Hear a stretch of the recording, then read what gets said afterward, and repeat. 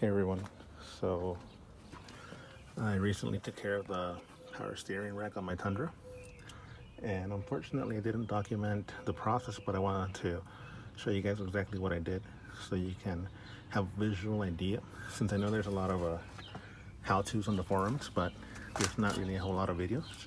Unfortunately, this video is not gonna solve that issue either, but hopefully having the visual will help you a little bit. So to start off, what I did was I took off this castle nut right here and loosened this up over here, and then you can just use a wrench and another one here, and basically once you can back this out 2 or 3 threads, then you can twist this off all the way. A lot of people recommend unbolting the knuckle from the top over here, but personally once these start spinning it's kind of a pain to put them back on or loosen them up all the way. On top of that, because it's no longer connected, this usually tends to swing out this way and puts a lot of stress on your CV, your brake lines, everything. So instead what I did is I unbolted those from the bottom, this bolt and this bolt, and basically the whole piece pops off and comes over this way, and then this one barely hangs out, maybe like another inch, and the upper control arm hangs about 1 inch as well. So that'll basically free it up so where you can later pop off with a CV, which we'll cover in the next few steps.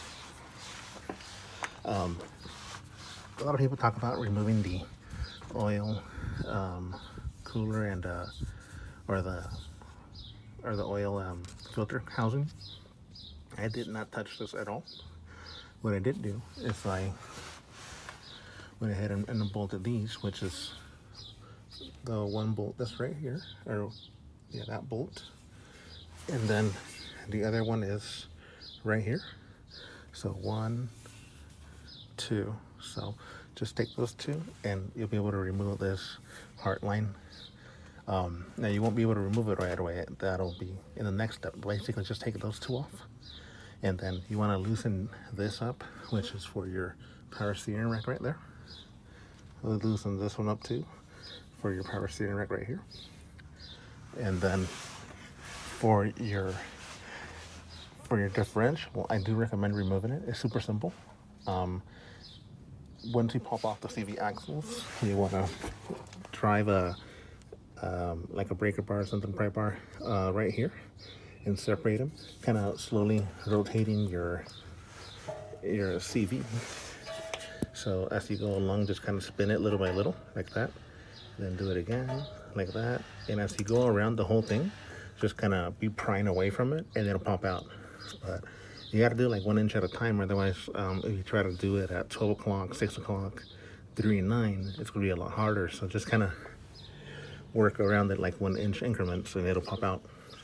And then all you have to do is take your discs right here and pull them that way, pull them away from the truck, and it'll pop out. So you don't have to unbolt anything else.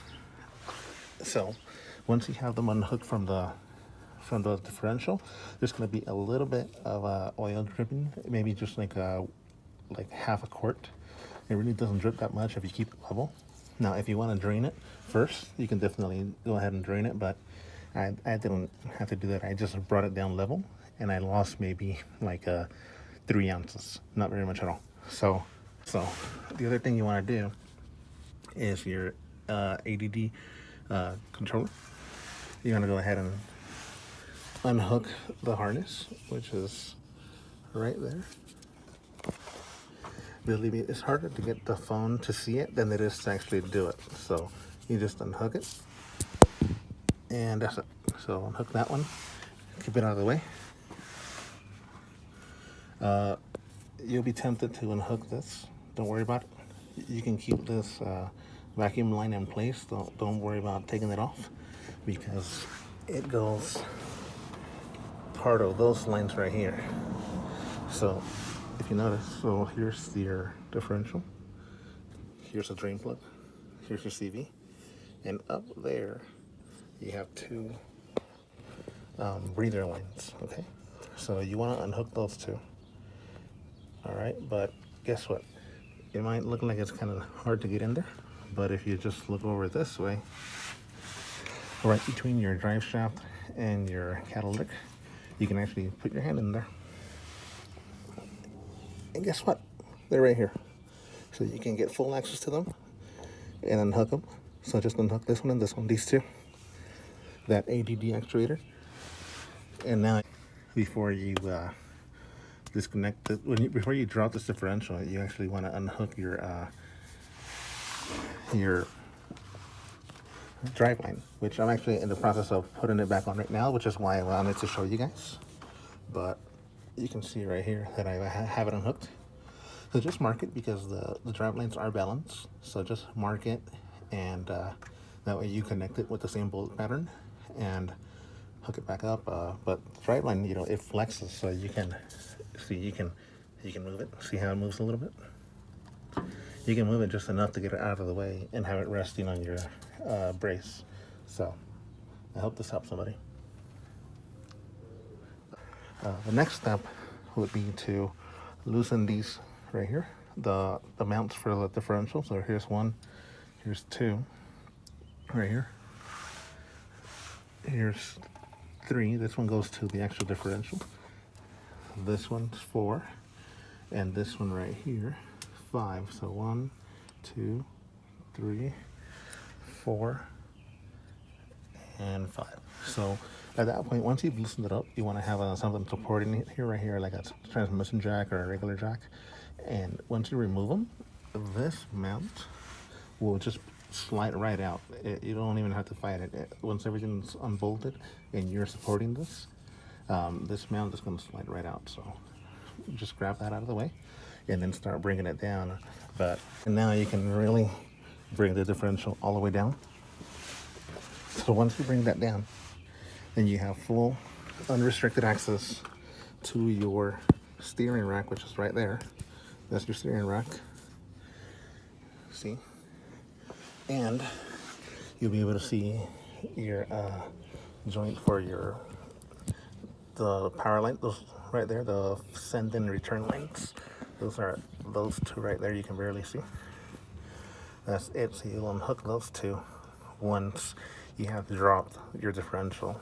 And then on top of that, you'll be able to unhook your what do you call it, the steer box right there. So you only have to unhook the joint. See right there? You only have to unhook that joint.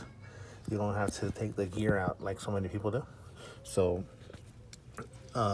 once you disconnect that, what you would do is finish removing the 2 bolts right here to take off the rack. And then your rack right here, you'll slide it over to the passenger side a little bit, just enough to clear your inner tie rods. And so the inner tie rod at that point will be right around, you know, like over here, this area.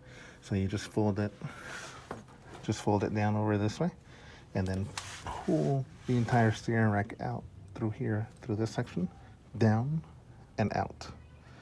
And that's all you have to do. Just pull it out this way, and you won't bust any knuckles. It'll be a very straightforward process. So, like I said, I hope this helps someone.